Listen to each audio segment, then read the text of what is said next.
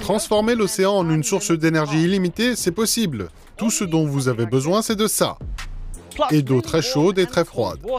Cette technologie apparemment miraculeuse est appelée conversion de l'énergie thermique des mers, ETM. Le terme thermique indique qu'elle exploite le différentiel de température entre les eaux chaudes et les eaux froides. À la surface des mers, l'eau est plutôt chaude parce qu'elle est chauffée par le soleil. Dans les régions tropicales, la température de cette eau peut avoisiner les 26 degrés Celsius. Mais plus vous vous enfoncez, plus l'eau est froide. Ceux qui ont déjà nagé dans un lac ou plongé dans un océan peuvent en témoigner. À 1000 mètres de profondeur, la température avoisine les 4 degrés Celsius. La différence de température permet d'exploiter l'énergie thermique des mers. Le principe est simple. Il suffit d'un échangeur de chaleur. L'eau chaude de surface chauffe un fluide dont le point d'ébullition est bas. Ce fluide s'évapore, ce qui crée de la vapeur. Celle-ci fait tourner une turbine et produit de l'électricité comme une machine à vapeur classique. La vapeur est ensuite refroidie par les eaux profondes. Elle redevient liquide et le cycle se répète. L'eau de mer elle-même ne bout pas, comme vous pouvez le voir ici. Ma main joue le rôle de l'eau de mer. Elle réchauffe le fluide à l'intérieur. Comme vous pouvez le constater, il remonte. S'il y avait une turbine ici, elle serait en train de tourner.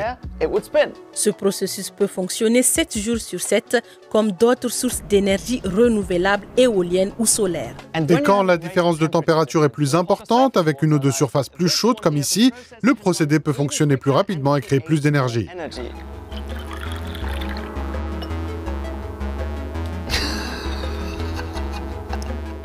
Wow, c'est tellement rapide. C'est le physicien français Jacques Daxonval qui a jeté les bases de cette technologie en 1881. Son étudiant Georges Claude a ensuite construit la première centrale ETM à Cuba en 1930, mais sans succès. L'intérêt de l'ETM a atteint son apogée lorsque les prix du pétrole ont explosé durant la crise pétrolière. En 1980, le président américain Jimmy Carter a impulsé une loi garantissant la production de 10 000 MW d'électricité en 20 ans grâce à l'ETM. Le plus difficile est de faire remonter l'eau froide des profondeurs jusqu'à la surface. Le principal obstacle est qu'il faut une grande différence de température entre les eaux de surface et les eaux profondes. En zone tropicale équatoriale, les eaux de surface chaude sont disponibles toute l'année. Plus la différence de température est faible, moins on produit d'énergie. Nous voulons nous attaquer à un problème bien réel dans les îles tropicales où 600 millions de personnes vivent sans avoir accès à une source d'énergie de base propre et abordable. L'entreprise de Dan Grush veut construire la plus grande plateforme ETM qui soit, une unité d'1,5 MW à Sao Tomé et Principe. Nous déployons la technologie ETM dans les pays en développement, dans la zone qui s'étend entre les 20 degrés au nord et 20 degrés au sud de l'équateur. Nous approvisionnons des marchés où les risques sont élevés pour les investisseurs, il y a un risque politique élevé et des indices de solvabilité plus faibles.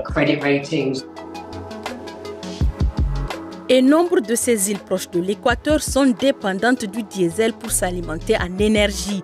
L'ETM y changerait la donne. Des études plus anciennes estiment que si l'on ne tient pas compte des obstacles pratiques et financiers, l'ETM pourrait alimenter le monde entier en électricité.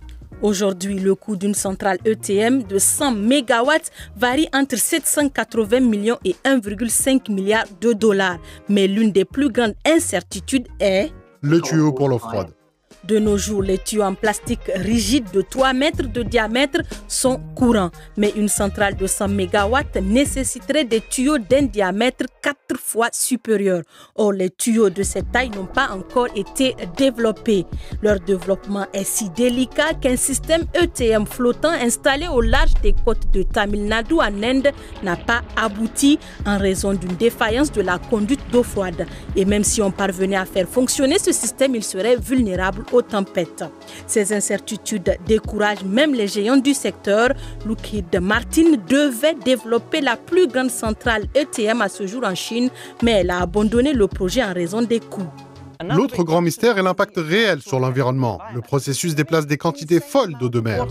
Pour une petite usine, il faudrait environ 4,3 milliards de litres d'eau chaude et 2,2 milliards de litres d'eau froide par jour. Cela équivaut à environ 16 millions de baignoires remplies d'eau.